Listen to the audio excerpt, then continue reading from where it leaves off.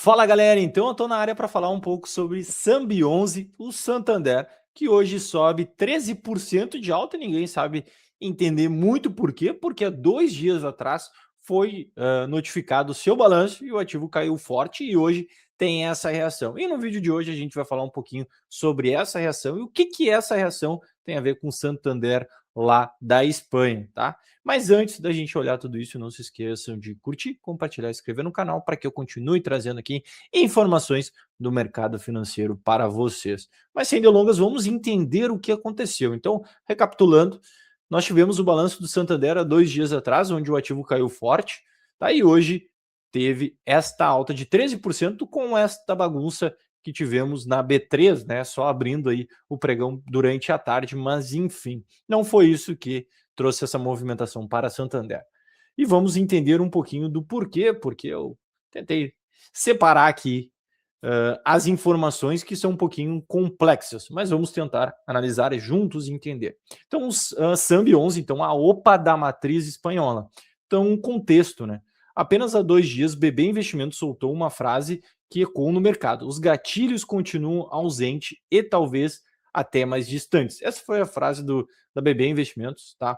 Eu fiz um vídeo sobre o balanço da Santander, ela soltou, também tem aqui no canal, e obviamente a gente não esperava essa reação, né, da OPA do Santander espanhol, que mudou todo o cenário. Então o Santander Brasil parecia condenado a vagar sem direção, com o lucro em queda, o ROE em 12,5% e provisões disparando. Aí a matriz espanhola inventou que viu suas e resolveu agir, né? As ações valorizaram 280% em 3 anos, enquanto a subsidiária brasileira caiu 5%. E aí eles olharam e falaram: opa, vamos tomar uma atitude. E tomaram, resolveram agir. Os gatilhos que ninguém esperava chegou em forma de opa, essa é a solução que eles entenderam. E as units dispararam 13% em um único dia. Mas, contudo, no mercado financeiro, o diabo está nos detalhes. Então, basicamente, o que aconteceu de fato? A OPA que muda o jogo. O anúncio que pegou o mercado de surpresa. Na noite de quinta-feira, ontem à noite, Santander Espanha comunicou ao mercado a intenção de lançar uma oferta pública voluntária de permuta para adquirir os 10% do capital Santander Brasil, que ainda não detém. A notícia pegou o mercado em um momento de baixa expectativa para Santander, apenas 2 dias antes, após o resultado, né? O BB Investimento havia classificado o resultado do segundo TRI de 26 como fraco e dito que os gatilhos estavam ausentes e mais distantes. O números da oferta em detalhes que foi feito pelo Santander da Espanha até o momento. Prêmio nominal 15% sobre o fechamento de R$ 25,25 do dia 30 do 7. Valor implícito 29,04 por unit, né? O valor que o Santander Espanhol quer comprar. Relação de troca 0,40 40,56 ações da Espanha via BDRs ou ADRs para cada unit ou ADS do Banco do Santander Brasil. Valor total da operação 1,908 bilhão de euros, né, o que daria 11,1 bilhões de reais. Participação alvo 10% do capital em circulação do Santander. Impacto na matriz, a emissão de mais ou menos 156 milhões de novas ações, igual apenas a 1,1% do capital Santander da Espanha. Efeito no lucro por ação, o EPS, neutro e levemente positivo, né, de 0,5% a partir de 2028. A relação no mercado foi imediata e violenta, né? A Sambi 11 subiu 13%, tá? Com um volume de 24,96 milhões, mais do que o dobro da média diária, tá? E pelo menos a BSBR, né, que deve ser o Santander vinculado ao Brasil, subiu 12% também na Bolsa de Nova York. O volume negociado ultrapassou 12 milhões das unidades no intradia. Antes a média diária era 99 milhões em valor financeiro nos últimos 3 meses. Bastante coisa.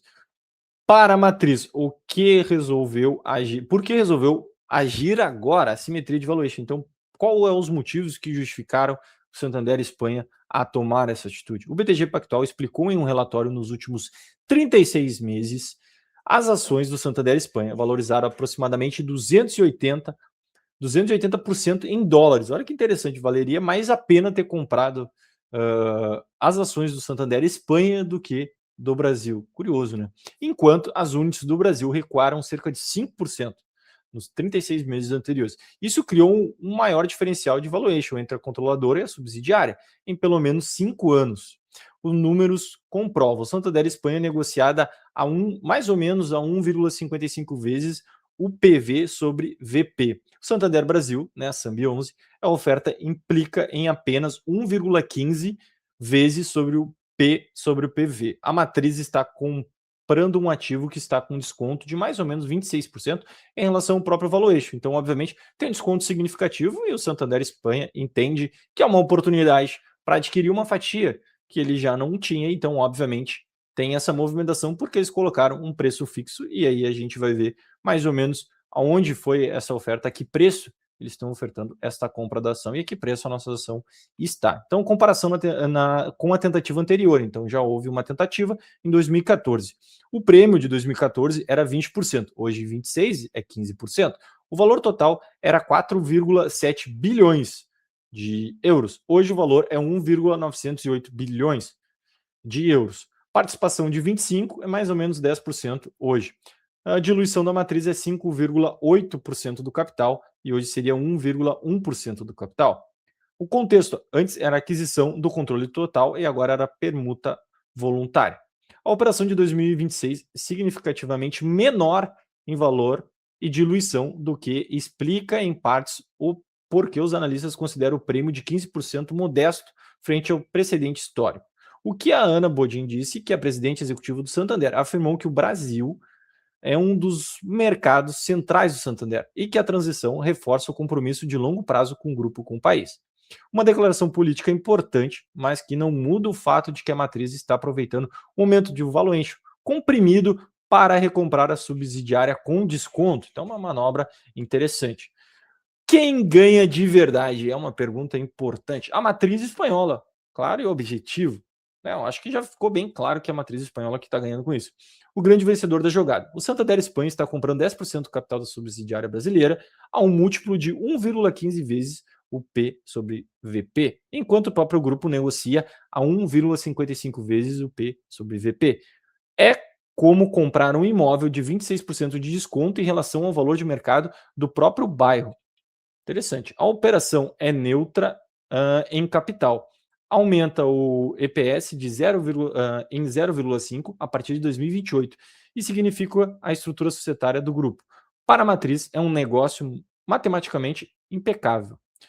Quem aderir à OPA cedo ganha, mas com ressalvas. Então, se vocês querem aderir à OPA, tem essa possibilidade, mas aí temos algumas ressalvas. Os acionistas que aderirem o embute do prêmio de 15% sobre o fechamento de quinta-feira, então lembrando, sobre a cotação de fechamento de quinta, não de hoje. Hoje já tivemos 13% de alta. A formação de quinta-feira em troca do papel com um ROI de 12,5% e tendência de deteriorização por ação de uma matriz que valorizou 280% em 3 anos e tem um valuation mais alto. A troca pode fazer sentido estratégico, desde que o investidor queira exposição ao Santander do grupo global, não apenas do Brasil. Então, lembrando, para quem aderir a essa questão da OPA, está aderindo ao Santander global, não ao Santander do Brasil, tá? Para quem fica no dilema, o minoritário que não quer aderir a esta ideia de OPA. Este é o ponto mais delicado da análise. O Santander Brasil permanecerá listado na B3, independente do resultado da OPA, mas o free float atual é de apenas 11,7% e qualquer adesão expressiva dos minoritários reduzirá ainda mais a fatia de ações em circulação. O risco concreto é, se muita gente aderir ao free float, escolhe para um dígito, né?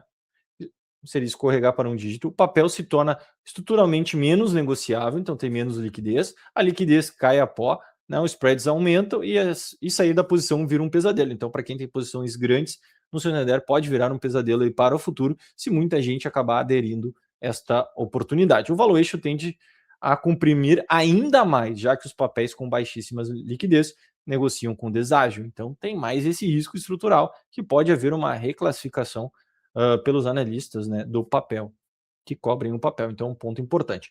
Nas palavras do próprio BTG, em um cenário de adesão elevada, o SAMB11 poderia se tornar um ativo de baixíssima liquidez na B3, o que tende a comprimir o valuation e dificultar as saídas futuras. Então, obviamente que pessoas, né, com grande capital não vão querer aderir a Santander porque não vão conseguir entrar e sair com alguma facilidade, tendo uma menor liquidez.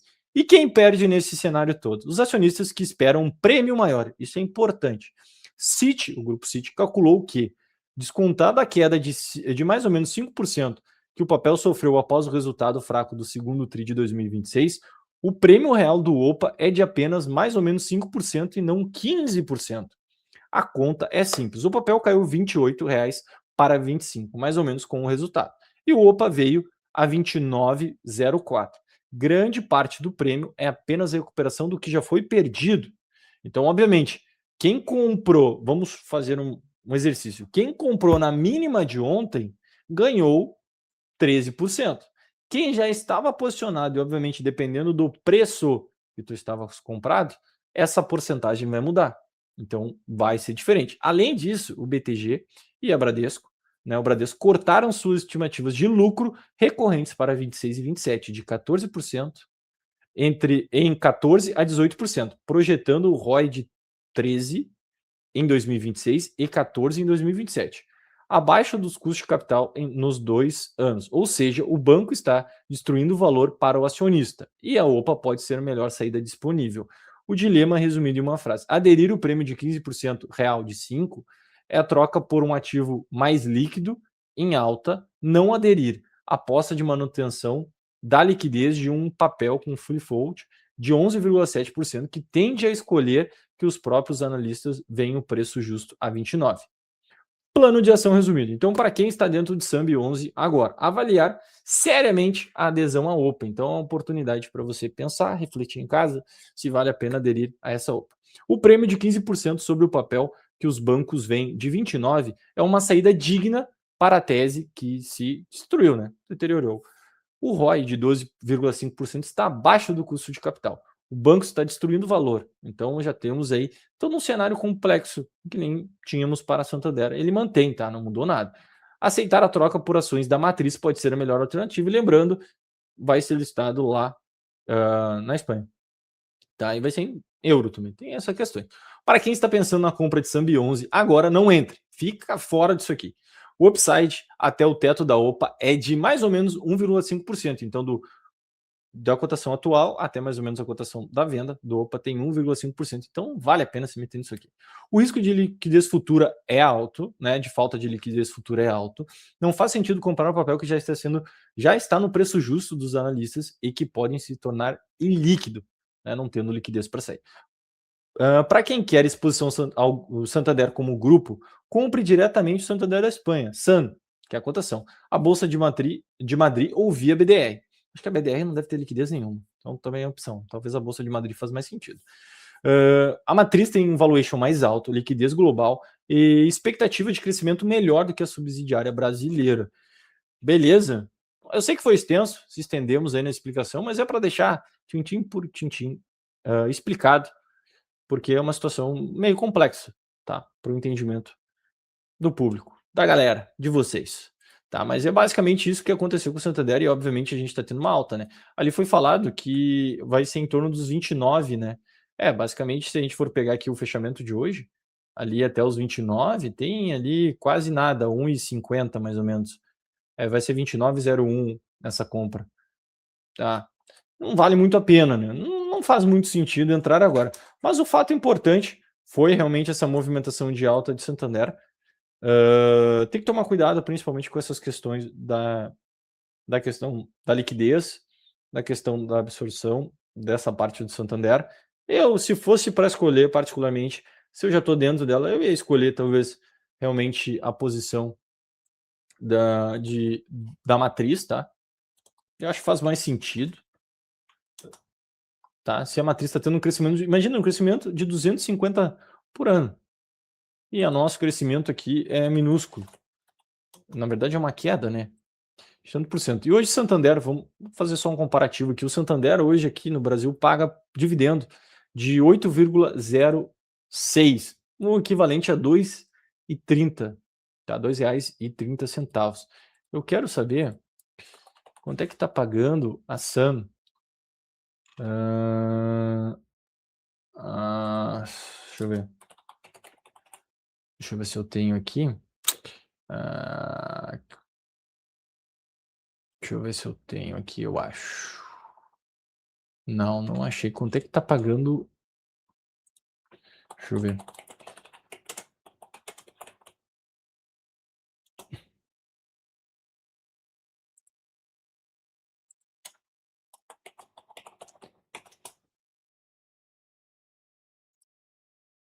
O Santander da Espanha tá pagando dividendos final dinheiro de 0,12 cents por ação, né? Euros ali.